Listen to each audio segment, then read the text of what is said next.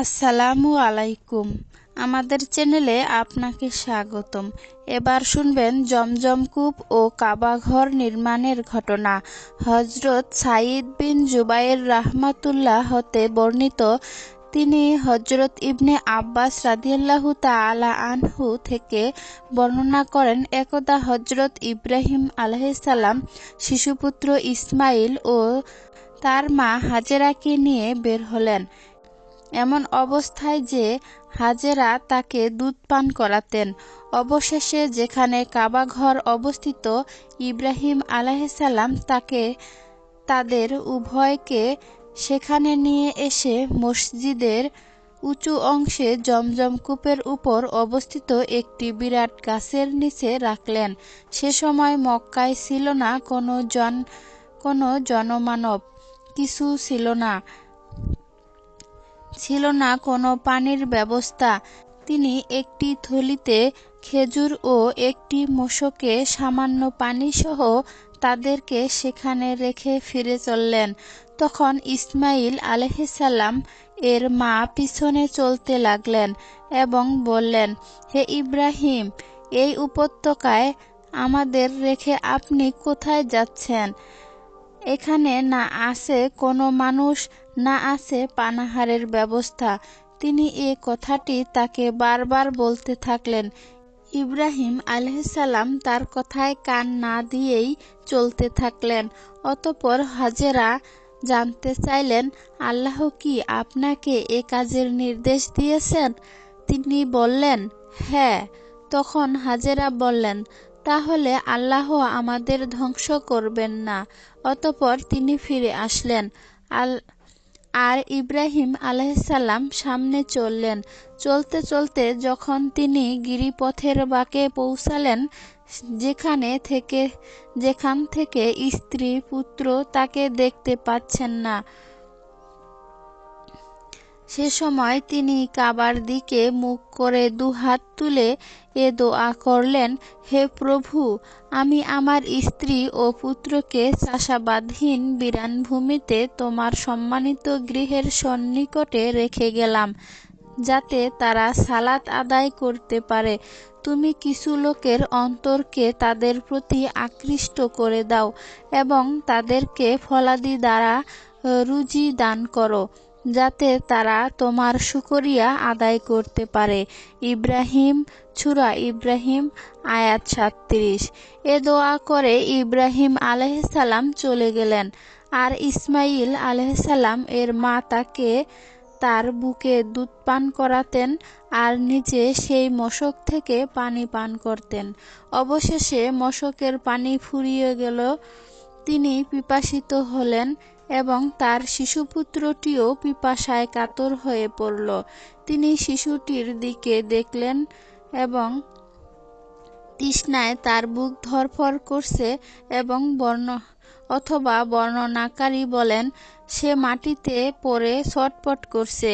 শিশুপুত্রের এ করুণ অবস্থার প্রতি তাকানো অসহনীয় হওয়ায় তিনি সরে গেলেন আর তার অবস্থানের নিকটবর্তী পর্বত সাফাকে একমাত্র তার নিকটতম পর্বত হিসেবে পেলেন। অতঃপর তিনি উপরে উঠে কাউকে খুঁজে পাওয়া যায় কিনা তা দেখতে লাগলেন। কাউকে না পেয়ে সাফা পর্বত থেকে নেমে পড়লেন। এমনকি যখন তিনি নিচু ময়দান পর্যন্ত পৌঁছালেন, তখন তিনি তার কামিজের এক প্রান্ত তুলে ধরে একজন ক্লান্ত-শ্রান্ত মানুষের মতো ছুটে চললেন। অবশেষে ময়দান অতিক্রম করে মারওয়া পাহাড়ের নিকট এসে তার উপর উঠে দাঁড়ালেন। অতঃপর এদিক সেদিক তাকালেন কাউকে দেখতে পান কিনা, কিন্তু কাউকেও দেখতে পেলেন না। এমনিভাবে ৭ বার দৌড়াদৌড়ি করলেন। হযরত ইবনে আব্বাস রাদিয়াল্লাহু তাআলা আনহা বলেন, নবী করিম সাল্লাল্লাহু আলাইহি সাল্লাম বলেছেন, এজন্যই মানুষ হজ ও ওমরাহ এর সময় উক্ত পাহাড়দ্বয়ের মধ্যে ৭ বার সাই করে থাকে। এরপর তিনি যখন মারওয়া পাহাড়ে উঠলেন, তখন একটি শব্দ শুনতে পেলেন এবং তিনি নিজেকেই নিজে বললেন, একটু অপেক্ষা করো। তিনি একাগ্র চিত্তে মনোযোগ দিয়ে শুনে বললেন, তুমি তো তোমার শব্দ শুনিয়াছ। তোমার কাছে কোনো সাহায্যকারী থাকিলে আমাকে সাহায্য করো। অতঃপর তিনি জমজমের নিকট একজন ফেরেশতা দেখতে পেলেন, যিনি নিজের পায়ের গোড়ালি বা ডানা দ্বারা মাটিতে আঘাত করলেন, আর অমনি মাটি ফেটে পানি বের হতে লাগল। তখন হাজেরা আলাইহিসসালাম চারপাশে নিজ হাতে বাঁধ দিয়ে একে হাউজের ন্যায় করে দিলেন এবং কোষ দ্বারা মশকটি ভরে নিলেন, কিন্তু তখনও পানি উপচে উঠতে থাকল। হযরত ইবনে আব্বাস রাদিয়াল্লাহু তাআলা আনহা বলেন, নবী করিম সাল্লাল্লাহু আলাইহি সাল্লাম বলেছেন, ইসমাইলের মাকে আল্লাহর রহম করুন। যদি তিনি বাঁধ না দিয়ে বা কোষে ভরে পানি মশকে জমা না করে জমজমকে ওইভাবে ছেড়ে দিতেন, তবে উহা একটি কূপ না হয়ে প্রবাহমান ঝর্ণায় পরিণত হতো। রাবী বলেন, অতঃপর তিনি পান করলেন এবং তার পুত্রকে দুধ পান করালেন। ফেরেশতা তাকে হাজেরাকে বললেন, আপনি ধ্বংসের ভয় করবেন না, কারণ এখানে রয়েছে আল্লাহর ঘর। এই শিশুটি এবং তার পিতা দুজনে মিলে এখানে ঘর নির্মাণ করবে এবং আল্লাহ তার আপনজনকে ধ্বংস করবে না। ওই সময় আল্লাহর ঘরে স্থানটি জমিন থেকে টিলার মতো উঁচু ছিল। বন্যা আসার ফলে তার ডানে বামে ভেঙে যাচ্ছিল। এরপর হাজেরা এভাবেই এখানে দিন যাপন করতে থাকেন। অতঃপর এক সময় জুরহুম গোত্রের একদল লোক তাদের নিকট দিয়ে অতিক্রম করছিল, অথবা রাবী বলেন, জুরহুম পরিবারের কিছু লোক কাদা নামক উঁচু ভূমির পথ ধরে এদিকে আসছিল। তারা মক্কার নিচু ভূমিতে অবতরণ করল এবং এক ঝাঁক পাখিকে চক্রাকারে উড়তে দেখতে পেল। তখন তারা বলল, নিশ্চয়ই এ পাখিগুলো পানির উপর উড়ছে। আমরা এ ময়দানের পথ হয়ে বহুবার অতিক্রম করেছি, কিন্তু এখানে কোনো পানি ছিল না। তখন তারা একজন কি দুজন লোক সেখানে পাঠালো। তারা সেখানে গিয়েই পানি দেখতে পেল। তারা সেখান থেকে ফিরে এসে সকলকে পানির সংবাদ দিল। সংবাদ শুনে সবাই সেদিকে অগ্রসর হল। রাবী বলেন, ইসমাইল আলাইহিসসালাম এর মা পানির নিকট ছিলেন। তারা তাকে বলল, আমরা আপনার নিকটবর্তী স্থানে বসবাস করতে চাই, আপনি আমাদের অনুমতি দিবেন কি? তিনি জবাব দিলেন, হ্যাঁ, তবে এ পানির উপর তোমাদের কোনো অধিকার থাকবে না। তারা হ্যাঁ বলে তাদের মত প্রকাশ করল। হযরত ইবনে আব্বাস রাদিয়াল্লাহু তাআলা আনহা বলেন, এ ঘটনা হযরত ইসমাইল আলাইহিসসালাম এর মাকে মানুষের সাহচর্যে থাকার সুযোগ করে দিল। অতঃপর তারা সেখানে বসতি স্থাপন করল এবং তাদের পরিবার পরিজনের নিকটও সংবাদ পাঠালো। তারপর তারা এসে তাদের সাথে বসবাস করতে লাগল। অবশেষে সেখানে তাদেরও কয়েকটি পরিবারের বসতি স্থাপিত হল, আর ইসমাইল আলাইহিসসালাম ও যৌবনে উপনীত হলেন এবং তাদের কাছ থেকে আরবি ভাষা শিখলেন। যৌবনে পদার্পণ করে তিনি তাদের কাছে অধিক আকর্ষণীয় ও প্রিয় পাত্র হলেন। অতঃপর যখন তিনি পূর্ণ যৌবন লাভ করলেন, যখন তারা তাদের ওই একটি মেয়ের সাথে ইসমাইল আলাইহিসসালাম এর বিবাহ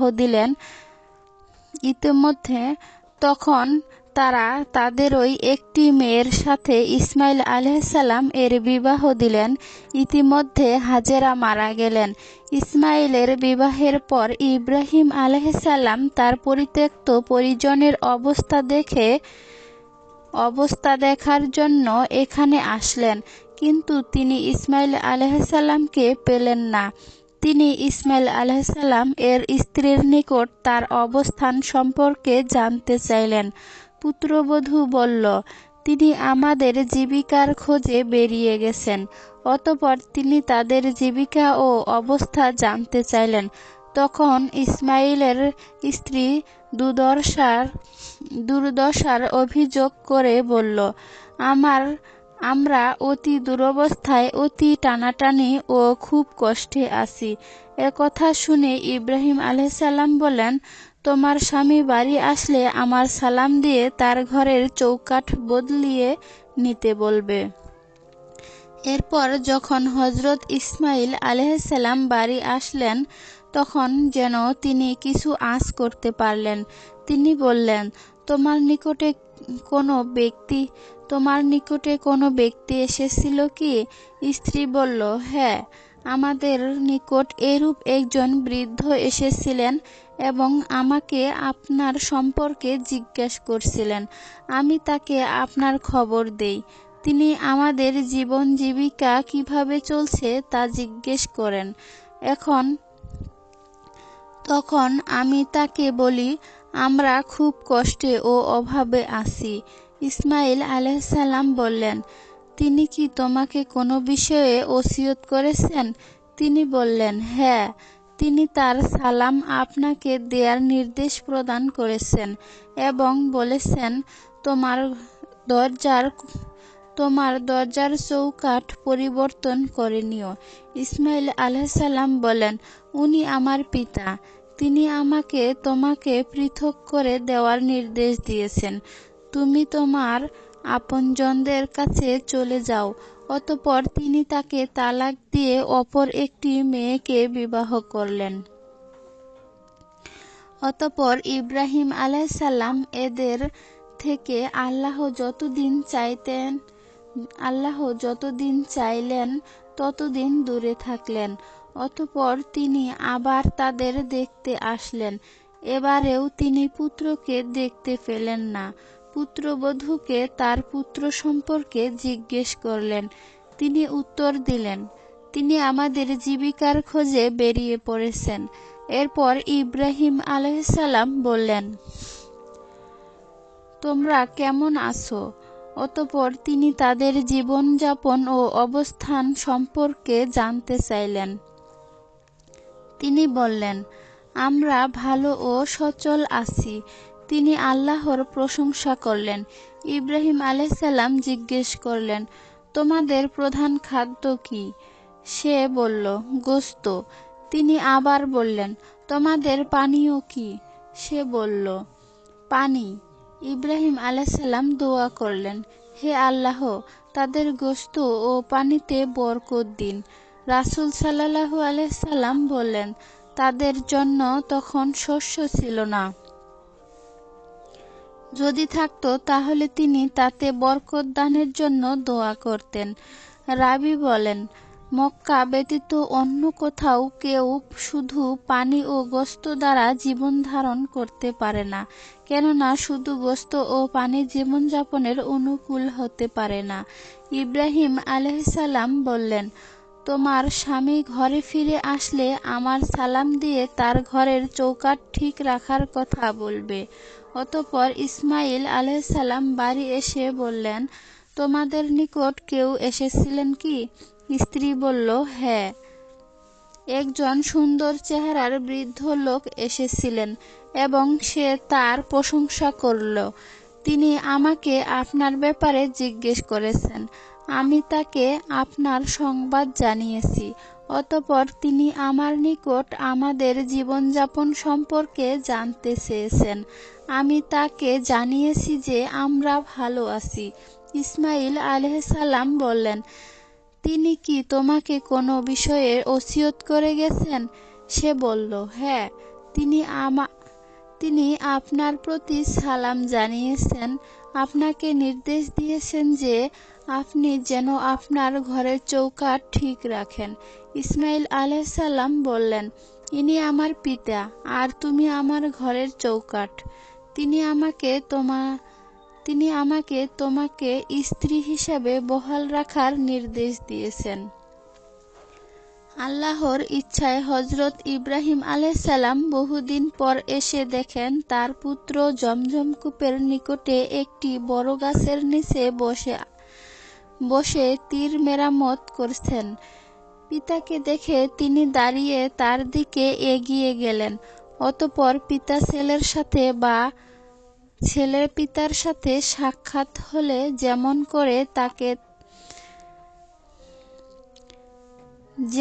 করে থাকে তারা উভয়েই তাই করলেন। অতঃপর ইব্রাহিম আলাইহিসসালাম বললেন, হে ইসমাঈল, আল্লাহ আমাকে একটি বিষয়ে নির্দেশ দিয়েছেন। ইসমাঈল আলাইহিসসালাম বললেন, আপনার প্রভু আপনাকে যে নির্দেশ দিয়েছেন তা পালন করুন। তিনি বললেন, তুমি কি আমাকে সাহায্য করবে? ইসমাঈল আলাইহিসসালাম বললেন, আমি আপনাকে সাহায্য করব। ইব্রাহিম আলাইহিসসালাম বললেন, আল্লাহ এখানে আমাকে একটি ঘর নির্মাণের নির্দেশ দিয়েছেন। এ কথা বলে তিনি উঁচু টিলাটির দিকে ইঙ্গিত করলেন যে এর চারপাশে ঘেরাও দিয়ে। তখনই বাপ বেটা কাবা ঘরের দেয়াল তুলতে লেগে গেলেন। ইসমাঈল আলাইহিসসালাম পাথর আনতেন আর ইব্রাহিম আলাইহিসসালাম নির্মাণ করতেন। পরিশেষে যখন দেওয়াল উঁচু হয়ে গেল তখন ইসমাঈল আলাইহিসসালাম মাখবামে ইব্রাহিম নামক পাথরটি আনলেন এবং যথাস্থানে রাখলেন। ইব্রাহিম আলাইহিসসালাম তার উপর দাঁড়িয়ে নির্মাণ কাজ করতে লাগলেন আর ইসমাঈল আলাইহিসসালাম তাকে পাথর যোগান দিতে থাকেন। তারা উভয়ে আল্লাহর কাছে দোয়া করলেন যে, হে আমাদের প্রতিপালক, আমাদের এ কাজ কবুল করুন। নিশ্চয়ই আপনি সর্বশ্রোতা ও সর্বজ্ঞাত। সূরা বাকারা আয়াত ১২৭। তারা উভয়ে আবার কাবাঘর তৈরি করতে থাকেন এবং কাবাঘরের চারিদিকে ঘুরে ঘুরে এ দোয়া করতে থাকেন, হে আমাদের প্রতিপালক, আপনি আমাদের পক্ষ থেকে কবুল করুন। নিশ্চয়ই আপনি সবকিছু শুনেন ও জানেন। সূরা বাকারা আয়াত ১২৭। এ ঘটনার শিক্ষা হলো, আল্লাহর হুকুমে সর্বাধিক গুরুত্ব দিতে হবে। তার সন্তুষ্টির জন্য প্রয়োজনে স্ত্রী পুত্র সবকিছু ত্যাগ করতে হবে। সর্বাবস্থায় আল্লাহর প্রতি সন্তুষ্ট থাকতে হবে ও তার উপর ভরসা করতে হবে। কোনো অবস্থাতেই ধৈর্যহারা হওয়া চলবে না। পরিবার ও সন্তান সন্ততির জন্য দোয়া করতে হবে। একক নয় বরং যৌথ উদ্যোগে সামাজিক কাজ সম্পাদন করতে হবে। হাজেরার মতো সুদৃঢ় ঈমানের অধিকারিণী হওয়ার জন্য মা বোনদের সচেষ্ট হতে হবে। আল্লাহর আনুগত্য ও ধৈর্যের পরিণাম সর্বদা কল্যাণকরই হয়। ভিডিও ভালো লাগলে একটি লাইক দিন, চ্যানেলটি সাবস্ক্রাইব করে পাশে থাকুন এবং শেয়ার করুন।